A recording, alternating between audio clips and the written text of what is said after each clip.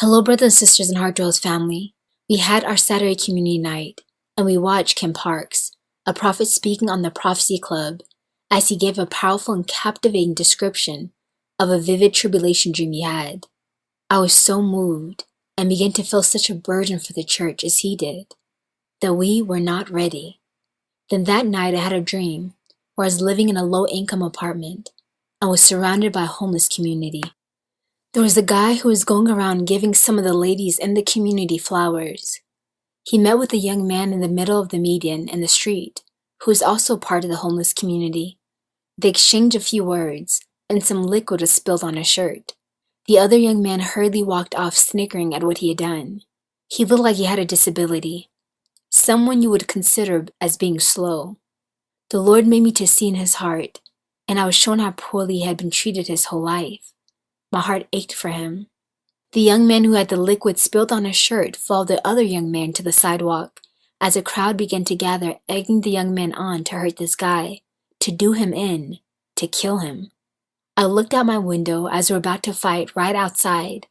I began to pray intently, binding and loosing. Then I woke up. I was a bit disturbed by the dream, as the Holy Spirit prompted me, pray against a spirit of murder. So I began to pray. Then simultaneously, I got a text on my phone that one of our members can no longer do the Mother of Mercy Chaplet live because they blocked Facebook in all of Russia. My heart sunk as the realities of the state of our world hit my heart. I was so grieved about everything, the dream, the killing, what was going on in the conflict. I couldn't shake this heaviness and sadness off as I realized it was the heart of the Father.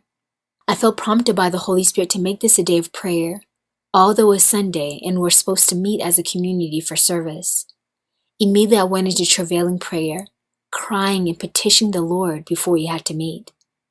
Mother Elizabeth began to feel a burden as well, then said to me, I think the Lord wants to make today a day of intercession.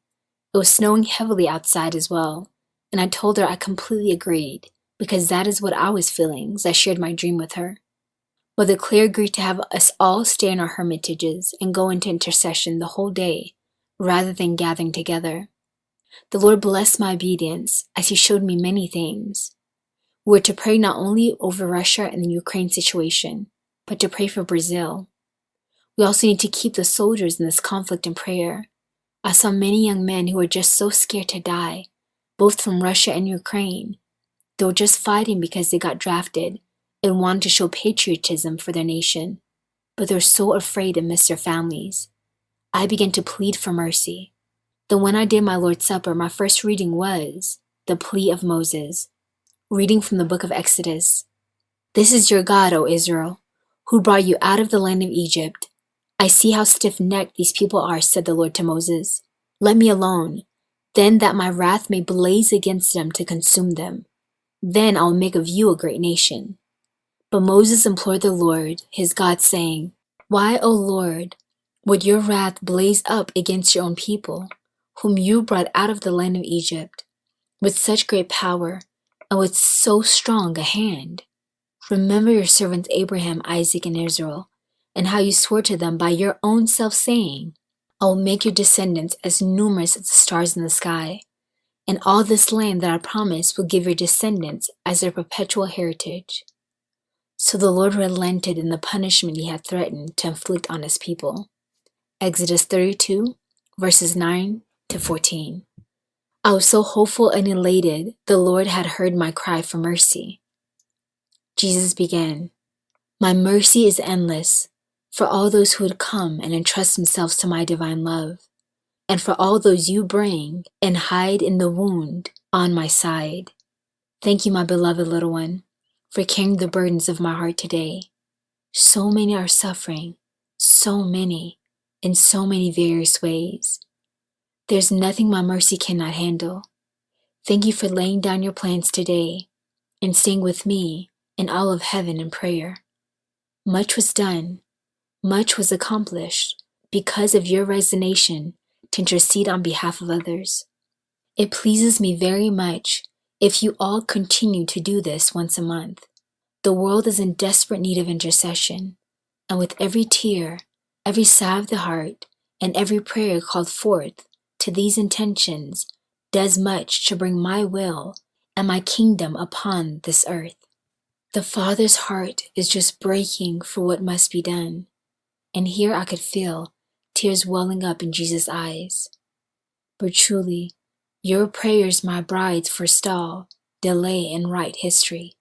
Continue to pray, don't give up, and don't give in to the lies of the enemy that your prayers don't do anything at all, because it moves mountains, it saves lives, and protects nations from the judgment of the Father. When he hears his little ones repenting and crying out on behalf of another, his heart is moved to compassion and pity, because you resemble him most when you're interceding. He lives to intercede day and night for the creatures he loves so much. Do you know the Father's prayer? He prays that just one of his creatures would respond to carry his heart and utter the prayers of mercy. You see, he is a just Father, and in of himself, his judgments and his justice is very necessary to purge the earth and purify souls, that they do not end in eternal fires, separated from him forever. But since the beginning of time, he has made it so that he works through his creation. He can do all things himself, but he desires to cooperate with us to bring about his will on earth.